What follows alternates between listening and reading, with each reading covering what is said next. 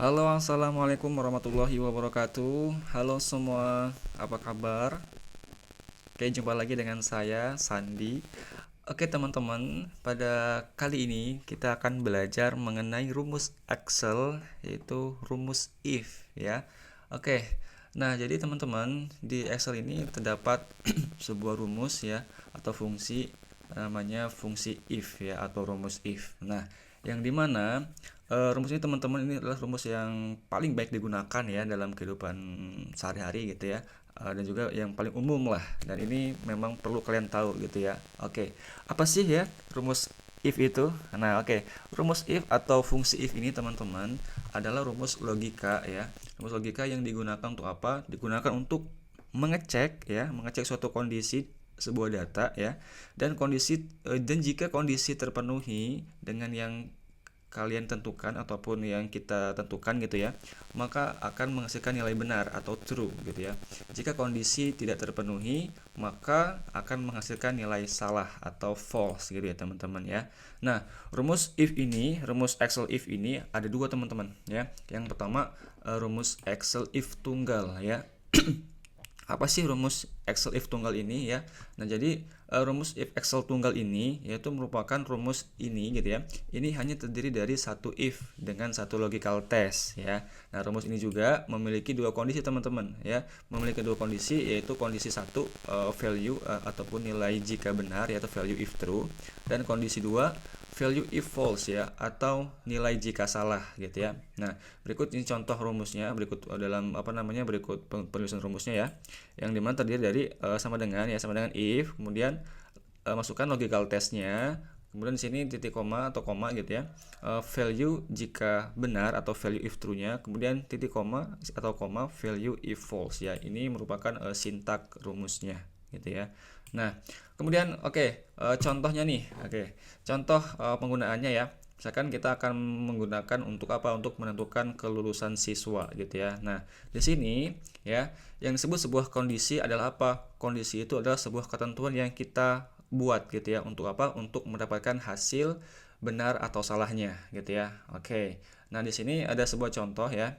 Kita buat contoh. Misalkan ini untuk apa? Untuk menentukan sebuah kelulusan siswa yang dimana ketentuannya gitu ya. Jika nilai lebih dari 6 maka lulus. Sebaliknya tidak lulus. Nah, artinya teman-teman, di sini ada sebuah data, sebuah tabel yang dimana ada nama, nilai, dan juga hasil gitu ya.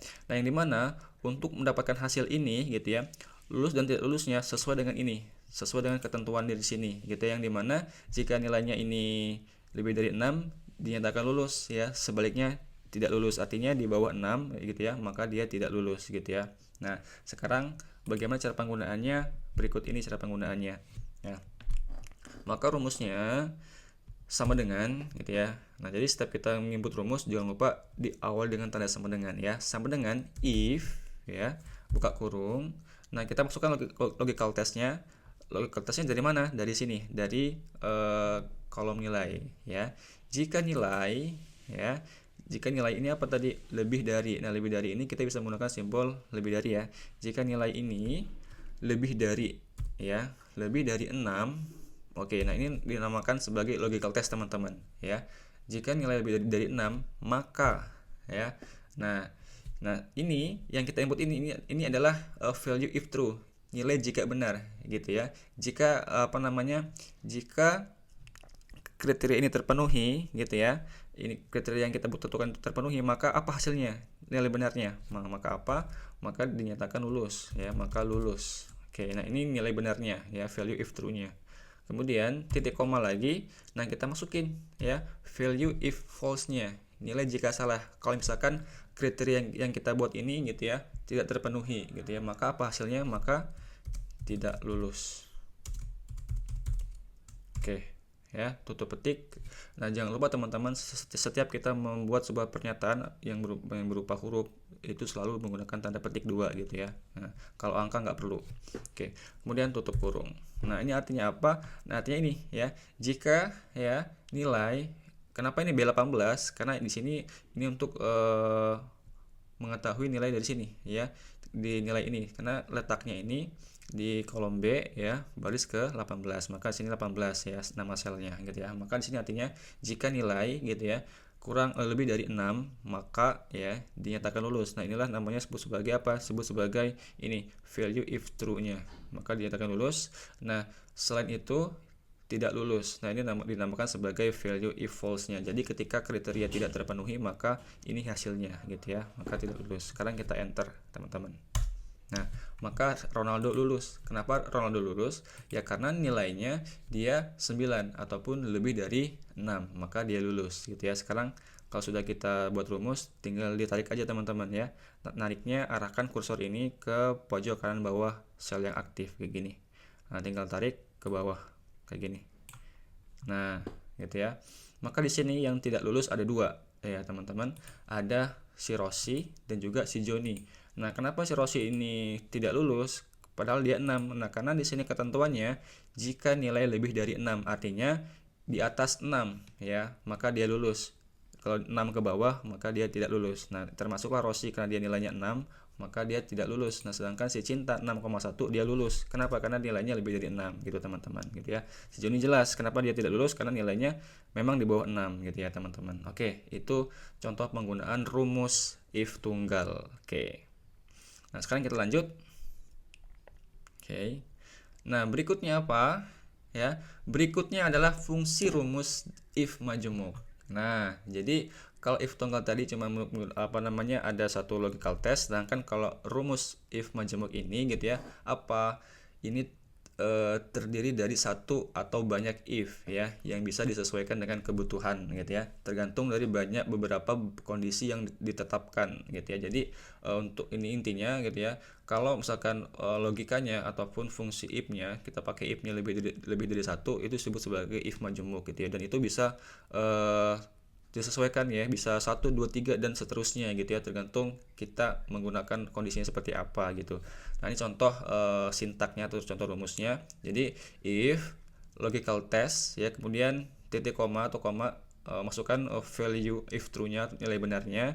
If lagi logical test, kemudian masukkan titik koma ataupun koma value if true-nya, kemudian if lagi ya, masukkan logical test-nya, kemudian nilai benarnya dan seterusnya gitu ya. Kemudian terakhir gitu ya, titik koma, masukin nilai salahnya atau value if false-nya gitu ya. Nah, itu untuk penggunaan rumus if majemuk. Oke. Nah, contoh gitu ya. Nah, sekarang kita akan contohnya akan menentukan apa? Menentukan IPK mahasiswa. Nah, di sini ada kriterianya atau suatu kondisinya, di mana misalkan nih contohnya, kita di sini ada sebuah data ya, dalam sebuah tabel ini ada nama, ada nilai ya, nilai hurufnya, dan ini kita akan menentukan nilai mutunya ya. Nilai mutunya ini apa? Ini contohnya nih, kriteria nilai mutunya. Jika kalau misalkan nilainya A, maka nilai mutunya 4, kalau B 3 gitu ya, kalau C sama dengan 2, kalau D 1, kalau E sama dengan 0 gitu ya. Nah, selain itu hasilnya salah. Jadi kalau misalkan ada nilai gitu ya selain daripada A, B, C, D, E ini gitu ya, maka itu nilainya salah gitu ya. Maka atau misalkan nilainya tidak diketahui gitu ya. Itu untuk kriteria nilai mutunya gitu ya. Nah, sekarang bagaimana cara penggunaannya gitu ya. Nah, berikut cara penggunaannya. Oke, maka sama dengan if buka kurung. Nah, kita masukkan logical testnya. Jika nilai ini ya sama dengan A. Nah, oke. Nah, kenapa dia pakai tanda petik? Kalau misalkan ini berupa huruf, kita pakai tanda petik ya. Kalau misalkan angka, nggak usah pakai tanda petik untuk menentukan nilai ini gitu ya. Nah, jika ya nilai ini ya, jika nilai ini sama dengan A, nah kita masuk titik koma atau koma, nah masukin nilai value if true-nya atau nilai benarnya. Kalau misalkan ini nilainya A, misalkan nilai ini nilainya A, berapa nilai mutunya? Maka nilai mutunya 4. Oke, kemudian titik koma lagi ya. If lagi, jika nilai ini sama dengan B, maka apa? Kalau misalkan nilainya B, maka apa? Maka nilai mutunya 3 gitu ya. Kemudian titik koma, if lagi buka kurung, jika nilai ini sama dengan C, oke, maka apa? Kalau misalkan nilainya C, maka nilai mutunya 3. Oke, kemudian maka jika nilai ini ya sama dengan D, berapa nilainya kalau D? Nilai mutunya kalau D nilainya sama dengan 1 ya, maka nilainya 1. Oke. Sorry. Kemudian maka if lagi, oke, maka if lagi jika nilainya ini sama dengan E, oke, maka apa kalau misalkan nilainya E? Maka nilainya E adalah 0 ya. Sekarang selain itu ya, oke, 0 selain itu, nah ini berarti kita masukin value if false nya. Kalau misalkan selain daripada itu nilainya apa? Selain itu pada itu nilainya salah, artinya berarti salah input nilai gitu ya. Nah sekarang kita tutup kurung gitu ya, tutup kurung. Ini ditentukan berapa kali jumlah buka if nya, 1, 2, 3, 4, 5. Maka kita 5 kali tutup kurung, 1, 2, 3, 4, 5 ya, atau sampai dengan ininya hitam gitu ya. Nah gitu. Nah ini artinya ini logical testnya sampai di 0 ini gitu ya. Dan yang salah ini disebut sebagai apa? Disebut value if false nya. Jadi kalau misalkan ada nilai ya selain daripada nilai A, B, C, E dan D dan E gitu ya, maka nilainya salah gitu ya. Nah oke. Nah sekarang kalau sudah tinggal di enter teman-teman. Oke, maka si Amir nilainya 4. Sekarang kita tarik aja kayak tadi. Nah gitu ya. Maka di sini ya Amir A nilai mutunya 4 ya, Chandra dapat B nilai mutunya 3, Elisa nih C ini 3, ini kenapa ada yang salah nih kayaknya. Kalau C, oh iya salah nih. Nah, kalau dia C dia 2. Oke. Nah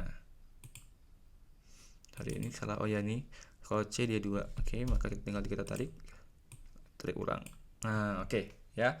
Nah jadi ini ya sesuai ya, dia si Amir nilainya A maka dia nilai mutunya 4, Chandra B nilai mutunya 3, si Elisa C nilai mutunya 2 gitu ya, Dimas D gitu ya, ini nilai mutunya 1, dan Laura F karena salah gitu ya, maka nilai mutunya salah karena dia tidak termasuk dalam kriteria nilai mutu. Nah, sekarang kalau misalkan ini kalau kita ganti maka dia akan otomatis berubah teman-teman gitu ya. Nah maka otomatis berubah gitu ya. Laura E nilainya 0, F salah, kalau kita ganti menjadi A misalkan ya, maka dia otomatis berubah juga, maka nilainya 4 gitu ya. Nah gitu. Nah itulah cara penggunaan rumus if majemuk gitu ya. Nah gitu. Nah oke teman-teman, gimana ya, sudah tahu ya perbedaan fungsi if tunggal dan juga fungsi if majemuk ya. Nah oke. Buat teman-teman ya yang mau belajar gitu ya, untuk nanti untuk soft filenya ini buat belajar nanti akan disertakan di link deskripsi ya. Linknya akan saya bagi di deskripsi channel YouTube ini gitu ya. Nanti bisa teman-teman bisa untuk bahan belajar di rumah, oke? Dan bisa mempraktekkan ya fungsinya supaya apa? Supaya bisa gitu ya. Nah oke teman-teman, itu aja untuk pada pertemuan kali ini gitu ya. Selamat belajar dan selamat mempraktekkan, dan juga tentunya semoga ini bermanfaat gitu ya. Oke, itu saja. Sampai jumpa lagi di part selanjutnya. Oke, teman-teman, terima kasih.